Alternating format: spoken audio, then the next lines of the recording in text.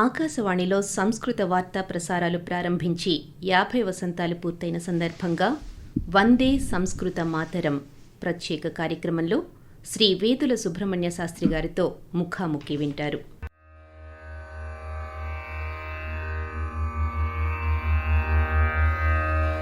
ఓం సహస్రశీర్షా పురుషః సహస్రాక్షః సహస్రపాత్ స భూమిం విశ్వతో వృత్వా అత్యతిష్ఠద్దశాంగులం పురుష ఏవేదగుం సర్వం యద్భూతం యచ్చ భవ్యం. ఏ ఆకాశవాణి సంప్రతి వార్తాః శ్రూయంతాః ప్రవాచకాః. ఈ మాటలు ఆకాశవాణి శ్రోతలకు సుపరిచితమే. సంస్కృతాభిమానులను, ఆ భాషలోని మాధుర్యాన్ని ఆస్వాదించే శ్రోతలను అలరించే సంస్కృత వార్తా ప్రసారాలు ప్రారంభించి 50 సంవత్సరాలు పూర్తయింది.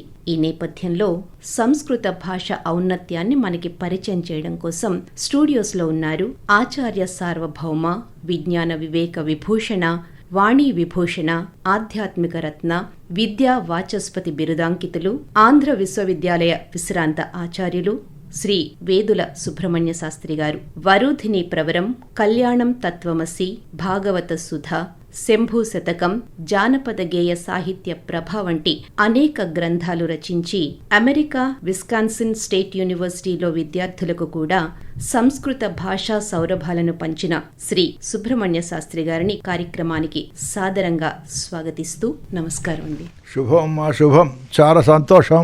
50 సంవత్సరాలు సంస్కృత ప్రచారం కోసం మన ఆల్ ఇండియా రేడియో కృషి చేసింది. అది ఉత్సవంగా మీరు నిర్వహించడం అభినందింపదగినటువంటి విషయం.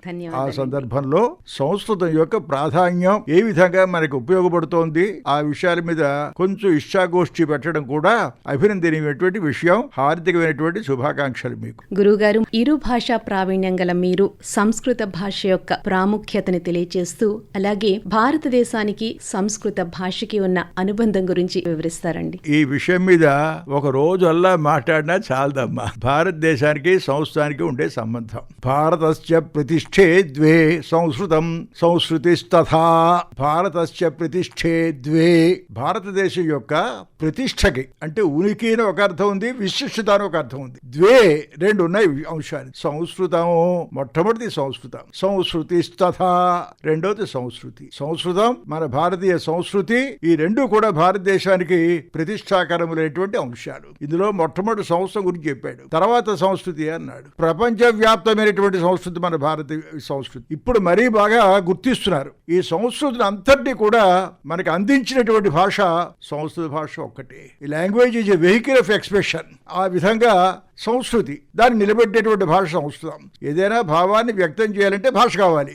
మన సంస్కృతి చాలా ఉచ్చ స్థితిలో ఉండేది. వేదకాలం నుంచి మనం పరిశీలిస్తే సమస్త మానవాళి ఒకే పద్ధతిలో ఉండాలి, ఒకే సంస్కృతికి చెందిన వాళ్ళం, ఒకే జాతికి చెందిన వాళ్ళం, ఒకే కుటుంబానికి చెందిన వాళ్ళం చెప్పేటువంటి జాతి ఒక భారత జాతి. వసుదైక కుటుంబకం సర్వే జనా సుఖినో భవంతు లోకా సమస్తా సుఖినో భవంతు మా కశ్చిత్ దుఃఖ భాగ్ భవేత్ లోకా సమస్తా సుఖినో భవంతు. ఎంత యూనివర్సల్ అవుట్లుక్తో మన వాళ్ళు చెప్పారో చూడు. భారతీయ సాహిత్యాన్ని మనం పరిశీలిస్తే ఇదే కనబడుతుంది. ఇది ఈ సంస్కృతిని బాగా వ్యాప్తి చేసేటువంటిది, లోకానికి వ్యక్తం చేసేటువంటిది సంస్కృత భాష మాత్రమే. వేదాలతో ప్రారంభం మన సంస్కృతి. చక్కని విషయాలు. మాతృదేవోభవ, పితృదేవోభవ, ఆచార్య దేవోభవ, యాని అనవద్యాని కర్మాణి ధారి సేవితవ్యాని నో ఇతరాణి. ఎటువంటి వాక్యాలమ్మా? కోట్ల విలువ చేసేటువంటి వాక్యాలు. తల్లిని భగవత్ స్వరూపంగా కొలు, తండ్రిని భగవత్ స్వరూపంగా కొలు. పాఠం చెప్పి మనకి జ్ఞానం ఉపదేశించినటువంటి గురువుని భగవత్ స్వరూపంగా కొలుచుకో. ఏవైతే చేయవలసినటువంటి కర్మలో అవే చెయ్యి, కూడినటువంటి పనులు ఇవి కూడా చేయకు. ఇటువంటివి చాలా మనకి వేదాల్లో కనబడుతుంది. విశాలమైనటువంటి దృక్పథం వేదాల్లో ఉండేటువంటిది.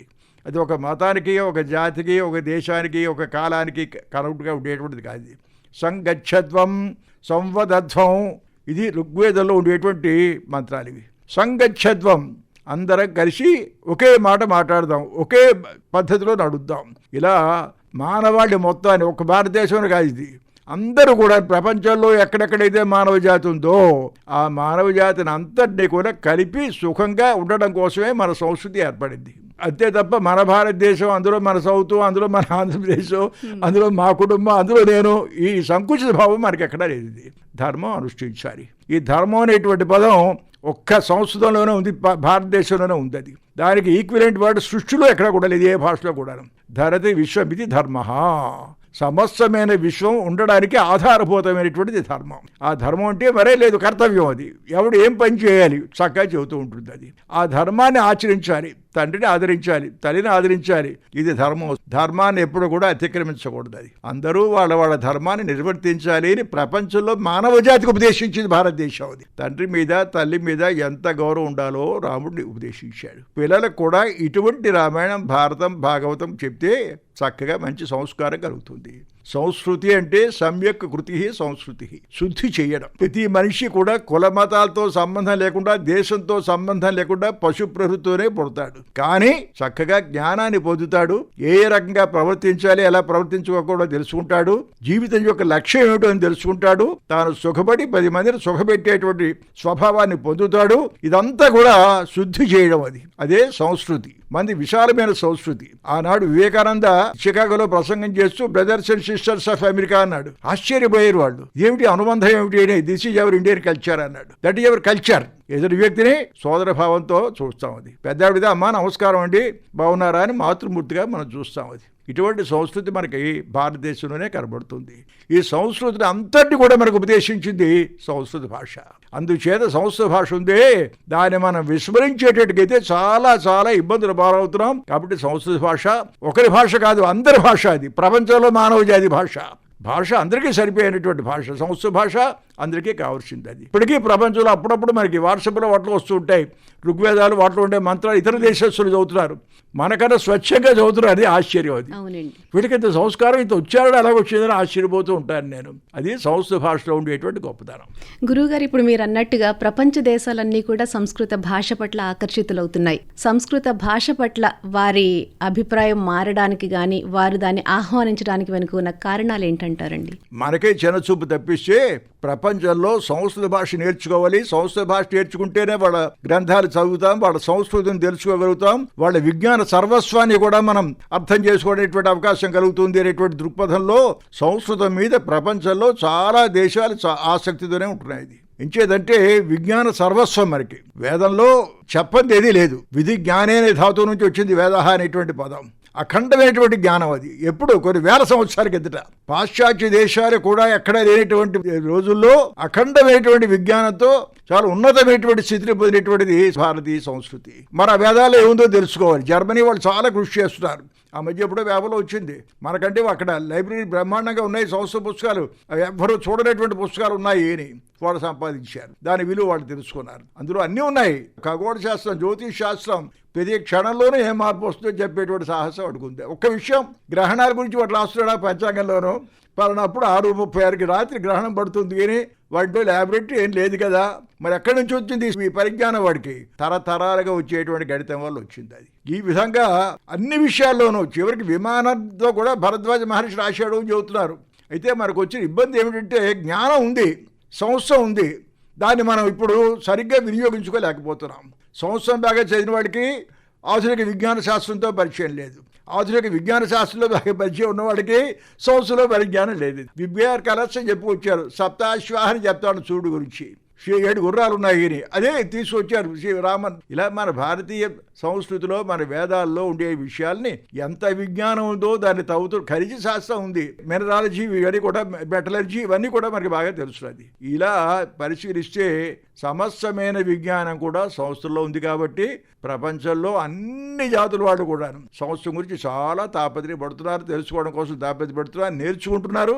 ఆ విధంగా జ్ఞానం పొందడం కోసమని సంస్కృత భాష కోసం వాడు తాపత్రయపడుతున్నారు, ఆసక్తి ఎక్కువ చూపిస్తున్నారు. ప్రస్తుత విద్యాభ్యాసంలో సంస్కృత భాష యొక్క ప్రాముఖ్యతను వివరిస్తారండి? న్యాయంగా విద్యాభ్యాసంలో కంపల్సరీ చేయాలమ్మా సంస్కృతం. ఇంకేదంటే చెప్పారుగా, సంస్కృతం 2 రకాలుగా ఉంది.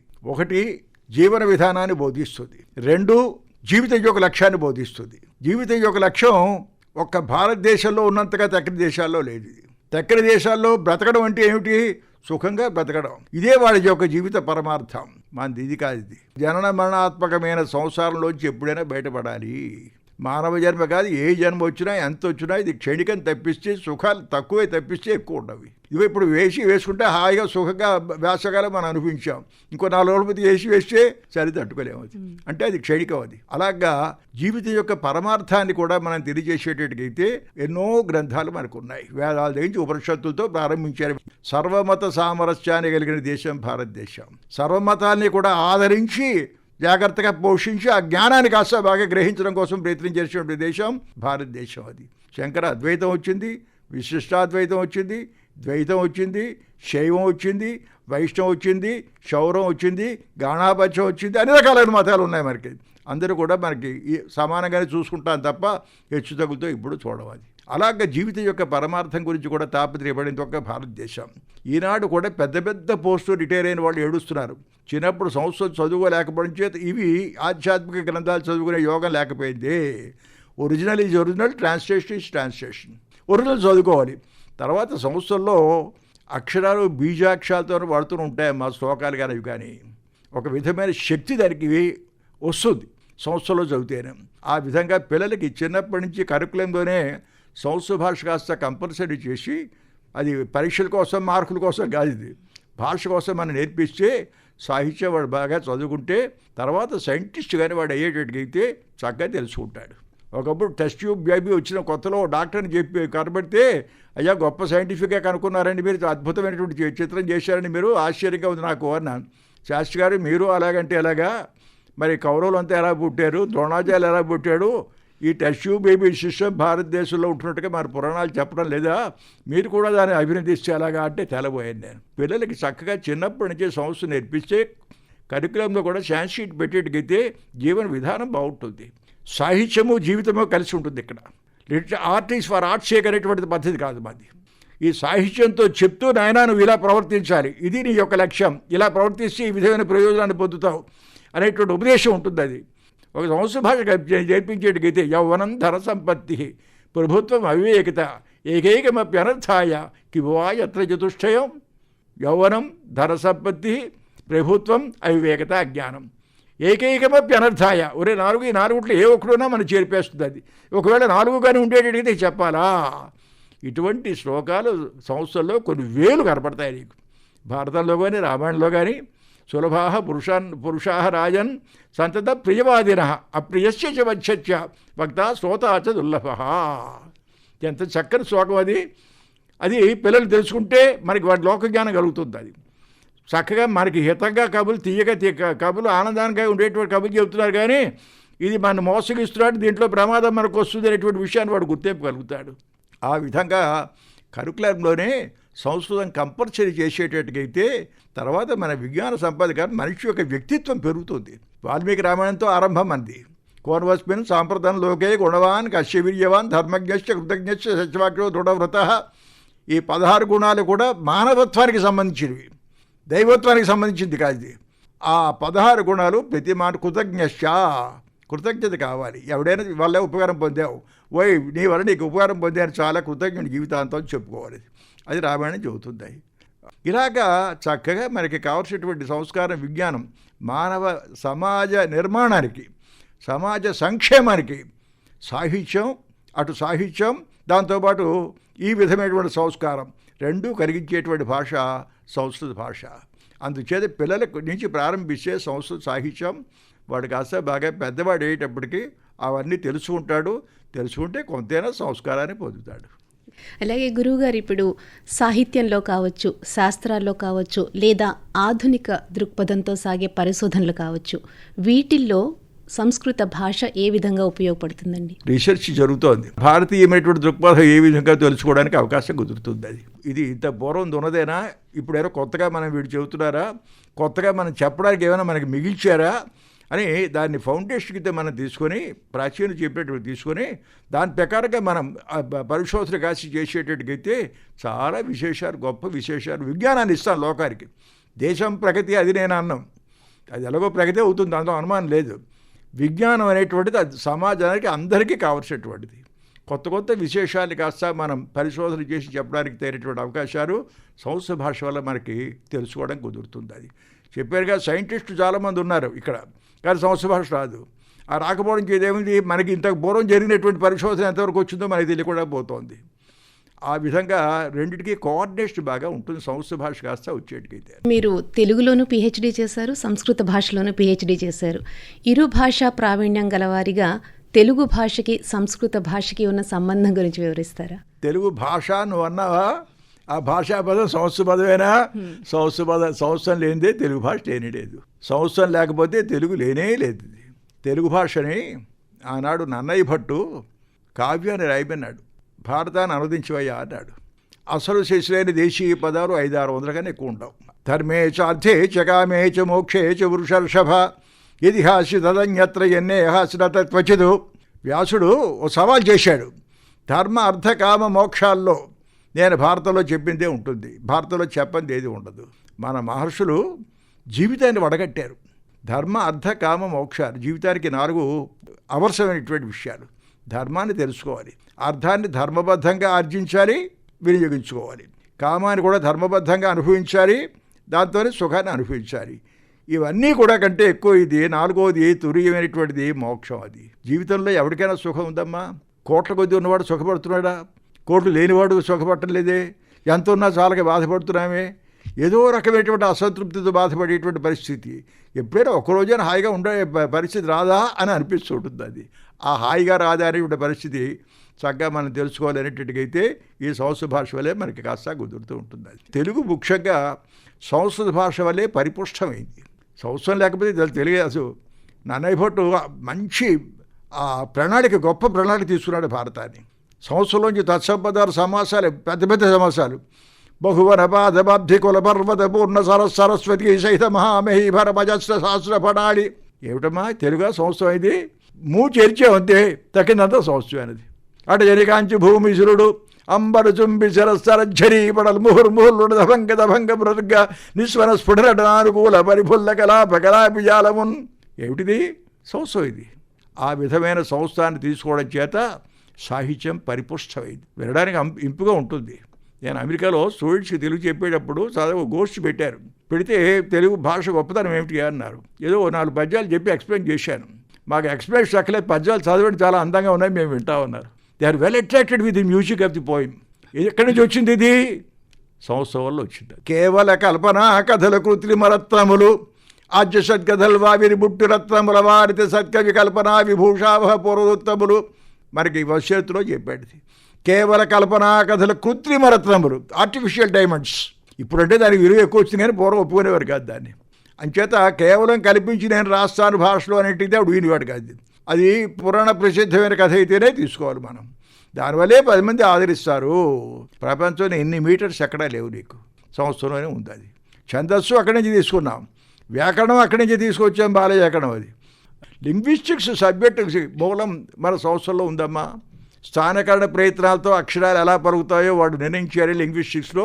దానికి పాణినే చెప్పుకొచ్చాడు. స్థానం కరణం అని ఎక్కడెక్కడి నుంచి వచ్చాయో, ఏ ప్రయత్నంతో వచ్చాయో అవన్నీ కూడా మన వాళ్ళు తీసుకొచ్చారు లింగ్విస్టిక్స్ వచ్చినప్పటికీ. అందుకే లింగ్విస్ట్ పాతవాడు పాశ్చాత్యుడు pay respects to Panini, Patanjali and వరరుచించి అవుతారు వాళ్ళు. ఆ విధమైనటువంటి సబ్జెక్ట్స్, కొత్త సబ్జెక్ట్స్ వాళ్ళు చెప్పింది కూడా మన భారతదేశంలో అనాదిగా ఉండేటువంటివే. అంచేది ఈ నాలెడ్జ్ అంతా మనం తెలుసుకోవాలనేటట్టుగైతే సంవత్సరం చాలా అవసరం ఉంటుంది.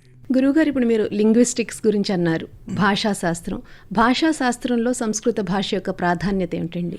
సంస్కృత భాష తెలుసుకోవడం చేతనే జర్మన్ భాష, రష్యన్ భాష, ఇటువంటి భాషలన్నీ ఒక కుటుంబానికి చెంది అని వాళ్ళు గుర్తించారు. పాశ్చాత్యులు ఆ భాషలకు మూలం ఏది అయి ఉంటుందా అని వాళ్ళు పోల్చుకోలేక నానా అవస్థపడ్డారు. భారతదేశం వచ్చారు, సంవత్సరం చదువుకున్నారు, చూసే దగ్గరగా ఉన్నాయి. ఫాదర్ ఉంది, అది పితృ, మదర్ ఉంది మాతృ, బ్రదర్ ఉంది భ్రాతృ. ఇలాగా ఇక్కడ సంస్కృత భాషకు చూసి ఇది మూలానికి దగ్గరగా ఉండేటువంటి భాష అని ఇండో యూరోపియన్ లాంగ్వేజెస్ని కలిపారు. ఇండోని కలిపారు. ఇది యూరోపియన్ భాష అన్నిటికీ కూడా మూలం ఒకటే ఉంది. అది అది సంస్కృతమే. ఆ సంవత్సరం నుంచి అవన్నీ వచ్చాయి. అయితే వాళ్ళు మాత్రం అక్కడి నుంచి ఒక బ్రాంచ్ ఇక్కడికి ఇండియా వచ్చి ఈ సంస్కృత భాషను ప్రచారం చేస్తున్నారు వీళ్ళు చెప్పారు. కానీ అది నామశేక్షం కానిటువంటి విషయం. ఇది విజ్ఞానం. ఇప్పుడు కొన్ని వేల సంవత్సరాల నుంచి భారతదేశంలో మహర్షులు తపస్సు చేశారు, జీవితాలు ధారపోశారు మా సంసారం గురించి తాపత్రయపడకుండాను. అంచేత భాషాశాస్త్రంగా భాషల యొక్క తత్వాన్ని మనం తెలుసుకోవాల్సి వచ్చినా సంస్కృత భాష యొక్క ప్రాధాన్యం బాగా తెలుస్తుంది. అది సంస్కృత భాష పట్ల మీరింతగా ఆకర్షితులవడానికి వెనుక ఉన్న కారణం ఏంటి గురుగారు? సంస్కృతం అమృత భాష. అర్థం తెలిసినా తెలియపోయినా చదువుతూ ఉంటే కశ్చిత్ కాంత విరహ గురుణ స్వాధికారాత్ ప్రమత్త శపేన సంగమిత మహిమా వర్షభోగ్యేణ భర్తు. మేఘదూత అది అలా చదువుతుంటే ఒళ్ళు పలకరిస్తుంది. శబ్దాలు అర్థాలు చాలా విచిత్రమైనటువంటి లక్షణాలతో ఉండేవి. సంస్కృత భాష మీద రుచి కలిగేటట్టుగా అయితే మరి ఇంకోటి ఏమి తినాలనిపించదు. అందుకే కవిత యజ్ఞస్య రాజ్యేనకేం. చక్కని కవిత్వం వస్తే యథో రాజ్యం ఎందుకు ముళ్ళ రాజ్యం, అది వీడి తిట్టడం వాటి తిట్టడం వాడిని హింసి విచ్చేసడం కదా, హాయిగా ఆనందించవచ్చు కదా అని సంతోషించేవాడు. భావాలు ఎంత అందంగా ఉంటాయో జస్ట్ ఒకటి కాదు ఉదాహరణ ఇస్తాను నేను. శకుంతల్ని అత్తవారిని పంపిస్తున్నాడు కణవ మహర్షి. సామాన్యంగా మనమేనా ఆడపిల్లని అత్తవారిని పంపిస్తే 2 చేతులు జోడించే వాళ్ళు జాగ్రత్తగా నా పిల్లని చూసుకోమా అని చెబుతాము. అస్మాన్ సాధు విజింస సంయమధనానుచ్చై కులంచాత్మన త్వయశ్చ కథమప్యవంధ వికృతాం స్నేహ ప్రవృత్తించతాం సామాన్య ప్రతిపత్తి పూర్వకమియం దారేషు దృశ్యా త్వయా. సామాన్య ప్రతిపత్తి పూర్వకమియం దారేషు దృశ్యా త్వయా.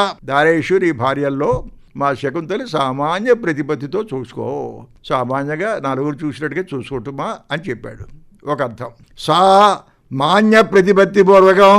ఓయ్ తపోధనుండి నేను, నా కూతురు ఇస్తున్నాను నేను, దానికి ఏమైనా జరిగిందా చూసు, ఏం చేయగలను, నా తపస్సు నా దగ్గర పుష్కలంగాను, నీ రాజ్యాధికారాలు ఏవి కూడా నా తపస్సు ముందు పనికిరాదు స్మా. కాబట్టి ఎలా చూడాలి? సా మాన్య ప్రతిపత్తి పూర్వకమియం దారేషు దృశ్య. చాలా గౌరవంగా చూడాలి తక్కిన వాళ్ళకంటేను. ఇక్కడ ఏమాత్రం లోపం వచ్చినా చూసుకోమా అనేటువంటి భావం ఉంటుంది. సా మా అన్య ప్రతిపత్తి పూర్వకం. సా అన్య ప్రతిపత్తి పూర్వకం మా దృశ్య. చాలామంది భార్యలు ఉంటారు, ఆ భార్యలతో పాటు చూసుకుంటాను అలా అనడానికి వీల్లేదు స్మా. ఒకే సమాసం 3 రకాలైనటువంటి అర్థ విశేషాలు ఇచ్చిందంటే శబ్దం ఎంత గొప్పదో అర్థమవుతుంది మనకి. అటువంటి ప్రయోగాలు చాలా మనకి సంస్కృత సాహిత్యంలో కనబడతాయి. Imagination is life of poetry అన్నారు వెస్టర్స్. జీవితం కవిత్వానికి ఏమిటి? ఆ జీవితం ఇమాజినేషన్, కల్పన ఉండాలి. ఏదైనా కల్పన ఉంటేనే కవిత్వం అనిపిస్తుంది. ఇటువంటి కల్పనలమ్మ కావ్యాల్లో ఉంటాయి, చాటుల్లో ఉంటాయి. కవిత్వం అంటే అద్భుతంగా హృదయాన్ని స్పందింపజేసేటువంటిది కవిత్వం, ఊపేటువంటిది కవిత్వం. అది అటువంటి లక్షణాలు కలిగినటువంటి రచనలు సంస్కృతంలో కోకొల్లలు. అందువల్ల సంస్కృత భాష అంటే నాకు విపరీతమైనటువంటి అభిమానం కలిగింది. అయితే దీనికి కొంత కారణం కూడా లేకపోలేదు. మా నాన్నగారు తెలుగు సంస్కృత ఉభయ భాషా ప్రవీణ, రెండింటిలోనూ ప్రావీణ్యం ఉండేవారు. వీరారు సంస్కృత కాలేజీలో చదువుకున్నారు. మా చిన్నాన్నగారు సంస్కృత పండితుడు, పెదనాన్నగారు సంస్కృత పండితుడు. వాడు సంస్కృతంలో మాట్లాడుకుంటూ ఉండేవారు. సంస్కృతంలో మాట్లాడితే కొత్తగా అనిపిస్తుంది కదా మనకి. ఎప్పటికైనా మనం ఆశయాగా ఎదగాలి అనేటువంటి సంకల్పం నాకు కలిగింది. అది తర్వాత ఆ కావ్యాలు అవి చదువుతుంటే ఆనందం వేరు. చెప్పారు కదా, ఒక్కొక్క కావ్యం పట్టుకుంటే మరి కాదంబరి రసాస్వాదాత్ ఆహారోపిన రోచతే. కాదంబరి పట్టుకుంటే ఇక ఆహారం కూడా ఉండదు అని మళ్ళీ 2 అర్థాలు. కాదంబరి అంటే కళ్ళు, తాగడానికి ప్రారంభించేవాడికి తింటే అక్కలేదు ఒకటి. కాదంబరి అనేటువంటి కావ్యాన్ని చదివేటువంటి వాడికి ఆహారం కూడా రుచించదు. అంటే అలా చదివిస్తుంది ఆ కావ్యం. అటువంటి సాహిత్యం పరిపుష్కరంగా సంస్థల్లో ఉండడం చేత నాకు హాయిగా దాని మీద ఆసక్తి కలిగింది. ఇప్పటికీ రోజు ఏదో సంస్థల్లో ఉండేటువంటి కావ్యాలు ఏదో చదువుతూ ఉంటాను నేను. గురువుగారు, ఇంతటి అనుభవజ్ఞులైన మీరు ఆకాశవాణికి సంస్కృత భాషకి ఉన్న అనుబంధాన్ని వివరిస్తారు. ఇంచుమించు 50 సంవత్సరాలుగా ఆకాశవాణి విశాఖపట్నం వాళ్ళు, మన కేంద్రం వాళ్ళు చాలా పోషిస్తున్నారు. సరే, సెంట్రల్లో పూర్వం వార్తా ప్రసారాలు వస్తూ ఉండేది. తర్వాత ఇక్కడ మాత్రం సంస్కృత కావ్యాల మీద, సంస్కృత ప్రభావంతో ఉండేటువంటి తెలుగు కావ్యాల మీద ఎన్నో ప్రసంగాలు అవి చేస్తూ ఉండేవారు. సూక్తి ముక్తావళిని పెట్టి సంస్థల్లో చక్కగా 1, 2 శ్లోకాలు వ్యాఖ్యానం. అది ఎంత ప్రయోజనం ఉంటుందమ్మా. అది పొద్దున లేవగానే మంచి మాటలు చెప్పేవారు. అది కాస్త వినేటప్పటికి కొంతైనా మనసులో సంకల్పం కలుగుతుంది, అది పరివర్తన కలుగుతుంది. అది పరివర్తన వస్తుంది. రోజు మనం చెప్తే రాకేమవుతుంది. అదే పిల్లలు కాస్త వినిపించామనుకో చక్కగా తప్పకుండా ఆనందాన్ని పొందుతారు వాళ్ళు. దాంతోపాటు సంస్కారం పెంచుకుంటారు. ఆ విధంగా సంస్కృతాన్ని ప్రచారం కోసం ఆకాశవాణి అనేక విధాలుగా కృషి చేస్తోంది. హృదయపూర్వకంగా అభినందింపవలసినటువంటి అవసరం, సమయం, ఉత్సవం ఇది మనం జరుపుకుంటున్నాం. చాలా ఆనందం అది. మీ మాటలు కానీ, మీ కావ్యాలు కానీ, మీ పఠనం కానీ అవి వింటూ ఉంటే సమయం అనేది తెలియటలేదు గురువుగారు. సో మరింత మీ దగ్గర నుంచి తెలుసుకోవాలని ఉన్నా కూడా ఈ సమయాభావం వల్ల ఈ కార్యక్రమాన్ని ఇక్కడితో ముగిస్తూ, అడిగిన వెంటనే మీ అమూల్యమైన సమయాన్ని మా కోసం కేటాయించి ఇంతటి విలువైన సమాచారాన్ని మాకు అందించినందుకు ఆకాశవాణి తరపున మనస్ఫూర్తిగా ధన్యవాదాలు తెలియజేస్తున్నానండి. ఇది నా కర్తవ్యం అమ్మా. సంవత్సరం తెలుగు చదువుకున్నందుకు, అధ్యాపకుడిగా 37 సంవత్సరాలు నేను జీవితాన్ని పిల్లలతో గడిపినందుకు, దాని గురించి ఎక్కడ ప్రసంగం చేయవలసి వచ్చినా, ఏ విషయాన్ని చెప్పవలసి వచ్చినా, హై స్కూల్ పిల్లలైనా, ఎలిమెంటరీ స్కూల్ పిల్లలైనా, యూనివర్సిటీ పిల్లలైనా, పబ్లిక్ అయినా, ఆ 37 సంవత్సరాల జీవితాన్ని దానికి అంకితం చేసుకున్నాను. 37 + 22 అంటే 59 సంవత్సరాలుగా నేను జీవితాన్ని గడుపుతున్నాను. కాబట్టి నా కర్తవ్యంగా భావించాను. మంచి అవకాశం నాకు కలిగింది. చాలా కృతజ్ఞతలు సమర్పిస్తూ ఇంతటితో విరమిస్తున్నాను. స్వస్తి.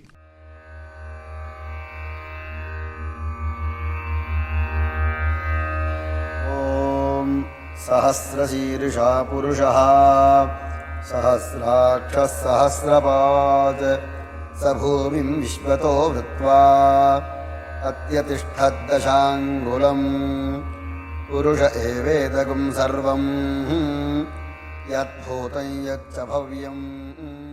ఆకాశవాణిలో సంస్కృత వార్తా ప్రసారాలు ప్రారంభించి 50 వసంతాలు పూర్తయిన సందర్భంగా వందే సంస్కృత మాతరం ప్రత్యేక కార్యక్రమంలో శ్రీ వేదుల సుబ్రహ్మణ్య శాస్త్రి గారితో ముఖాముఖి విన్నారు.